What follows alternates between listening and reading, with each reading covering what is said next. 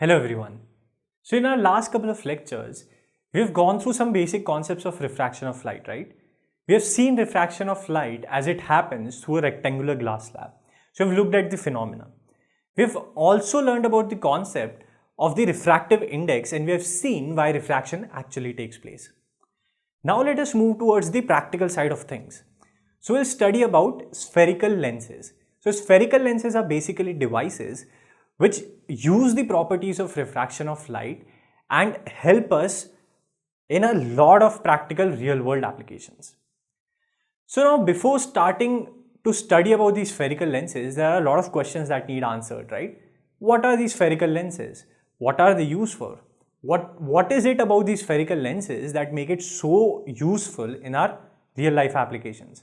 Let us answer these questions one by one. Well, you must have seen a lot of people around you wearing spectacles, right? Your friends in school, your parents, your teachers, your grandparents, you must have seen a lot of these people wearing spectacles. You might also be wearing some spectacles. As you can see, I am also wearing a pair of spectacles. So now there are two components to these spectacles. So if you are wearing spectacles, you can just take them off and you observe these closely. So there are two components of these spectacles. The first component is the frame of the spectacle, right? And the second component is the actual pair of glasses which are there on the spectacle. Now these glasses you'll observe are not plain in shape. These glasses have a curved surface, right? Some glasses you'll observe have a curved surface which is bent inwards, and some glasses you'll observe have a curved surface which is bent outwards. So both these glasses are actually lenses. These are spherical lenses. So the lenses that you see which are bent outwards are actually convex lenses, and the lenses that you see bent inwards are actually concave lenses. Let us take another example where spherical lenses are used in real life applications. Well, I don't know if you have ever seen a magnifying glass. A lot of you might have seen a magnifying glass, right? This is what a magnifying glass looks like. So a magnifying glass is used to look at something which is very small, right? Because the magnifying glass actually magnifies that thing and helps us see that particular thing. So this magnifying glass, if you observe this closely, you'll see that the surface of this magnifying glass is also not plain. The surface of this magnifying glass is curved as well, right? So you'll see that the two surfaces of this magnifying glass are both curved outwards. So this is again an application of a convex lens in a real life scenario. So these are just two applications that we have talked about.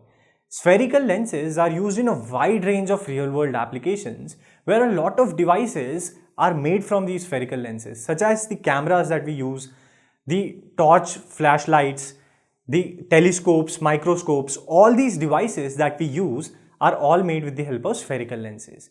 Even the door viewers at our homes, which we use for security purposes, are actually made by using spherical lenses.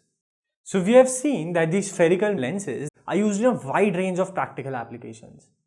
So what are these spherical lenses which have so many applications in our practical lives? Well, technically, a spherical lens is a transparent piece of glass which is made by joining together two curved surfaces, two curved pieces of transparent glass. So it is a device which is made by joining two transparent pieces of glass which are curved and bounding them together so that they show unique properties when light is refracted through them. So there are two different types of spherical lenses that we'll study about and that are used in practical scenarios. So the first type of lens is a convex lens. So as you can see, a convex lens has two curved surfaces which are both curved outwards or bent outwards. Now if you split this convex lens vertically down its middle, you'll see the two curved pieces of transparent glass and the spheres from which these transparent glass pieces have been cut and bound together to give us the convex lens. You can also observe that the convex lens is thicker in its middle and it is thinner at its edges. So this is the first spherical lens that we study about. So the second spherical lens that we'll study about is a concave lens.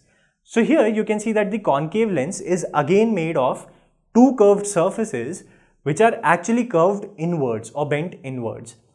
Now if you split the concave lens vertically down its middle, you'll see the two glass spheres from which these two curved pieces of transparent glass have been cut out and bound together to give us the concave lens.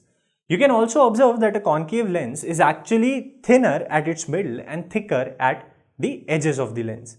So these are the two types of lenses that we'll study about and that are generally used in practical applications. So we have the convex lens and the concave lens. Now, if you observe both these lenses, this is how we depict these lenses in diagram form, right? So we'll be drawing ray diagrams later on in the chapter to understand the properties of these two lenses. So this is how we depict these two lenses on diagrams. Now if you observe closely here, we know that both these lenses are actually cut out from two different spheres and then bound together, right? So both these spheres, if we join a line, if we join the centers of both these spheres by a straight line, we'll get what we call the principal axis of the spherical lens.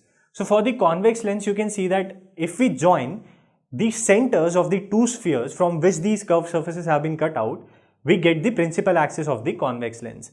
And similarly for the concave lens as well, if we join the two centers of the two spheres from which these two curved surfaces have been cut out, you will get the principal axis of the concave lens as well. So this line which connects the centers of the two spheres from which these spherical lenses have been made is called as the principal axis of the spherical lens. Now one more important term about these spherical lenses that we should be aware of is the optical center of these lenses. So the optical center of the convex lens and the concave lens is essentially the geometrical center of these lenses.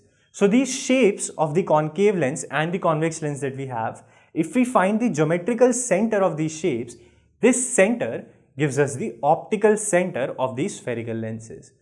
What you will observe is that the optical center also lies on the principal axis of these spherical lenses. So these are two very important terms, which is the principal axis and the optical center of these spherical lenses, which will help us a lot in our subsequent lectures to understand the various concepts that we'll study about the image formation that happens through these spherical lenses. Now there are a couple of more important terms which we should be aware of when we are talking about spherical lenses, right? So these two terms that we should understand are called the principal focus and the focal length of the spherical lens. So let us understand these two concepts with the help of a convex lens. So we have a convex lens here and we have drawn the principal axis of the convex lens and we have marked the optical center of the convex lens. Now if we have a light source or any object in front of this convex lens, on the left side of this convex lens, we know that light will travel from that object or that light source towards the convex lens. So let's take one of those light rays and see how that light ray behaves when it refracts through the convex lens. So here we'll take a light ray which is traveling from the light source towards the convex lens and is traveling in a manner and is traveling in a path which is parallel to the principal axis of this convex lens. So what we'll observe is once this ray refracts from the spherical lens, from the convex lens, we will observe that this ray converges to intersect the principal axis of this convex lens at some point. So let's call this point as F. So now we have seen the behavior of this one light ray when it refracts from this convex lens, right? So we have taken a light ray which is parallel to the principal axis of the convex lens and we see that after refraction, this light ray converges to meet the principal axis of the convex lens at some point F. Now let's take another light ray from the same source or the object which is again parallel to the principal axis of this convex lens. What we'll observe is that after refraction, this light ray also converges to meet the principal axis of the convex lens at that same point F. Now if you take multiple such light rays which are traveling parallel to the principal axis of this convex lens, what you'll observe is that all those light rays, they refract from the convex lens in such a manner that all these light rays, they converge to meet the principal axis of the convex lens at the point F. So now this point F is what is known as the principal focus of this convex lens. In other words, you can also understand this as this lens, this convex lens, focuses all the light rays that are coming towards it parallel to its principal axis towards this point F on the principal axis of the convex lens. This is why we say that this point F on the principal axis of this convex lens is actually called as the principal focus of this convex lens. Now, the distance at which this point F is from the optical center of the convex lens is called as the focal length of that particular convex lens. Now, the same thing can also be observed if you put the light source or the object on the right side of the convex lens. Some light rays will come parallel to the principal axis of the convex lens and will converge at a point on the left of the convex lens at the point F dash. So, this is also the focus of the convex lens, right? This we represent the point on the left hand side for a convex lens where all the light rays parallel to the principal axis of the convex lens are focused is represented as F dash. So, these are two focuses of this convex lens, one on the left side of the convex lens and one on the right side of the convex lens, depending on which side is the light coming from.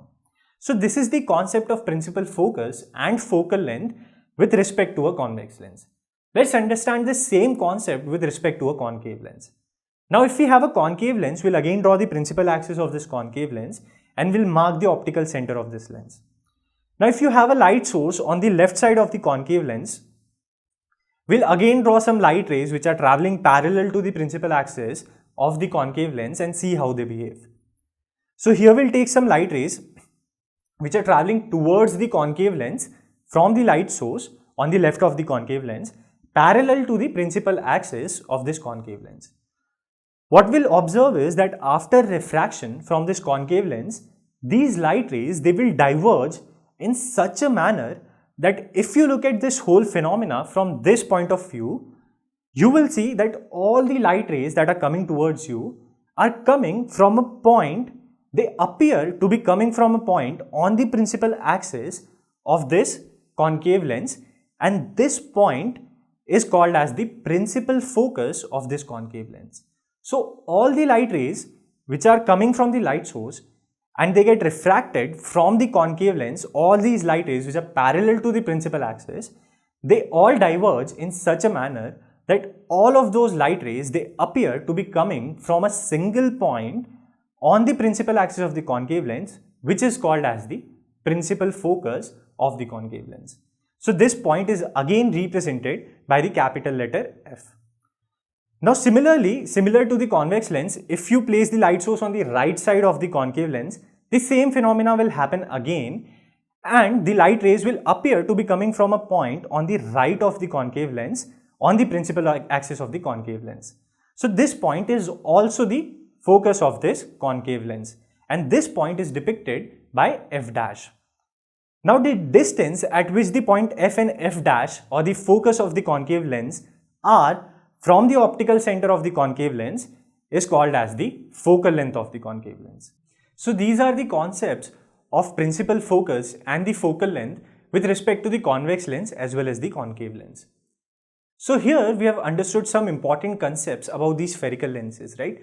We have seen what these spherical lenses are, how they are made, and we have gone through some basic terminology of these spherical lenses, right?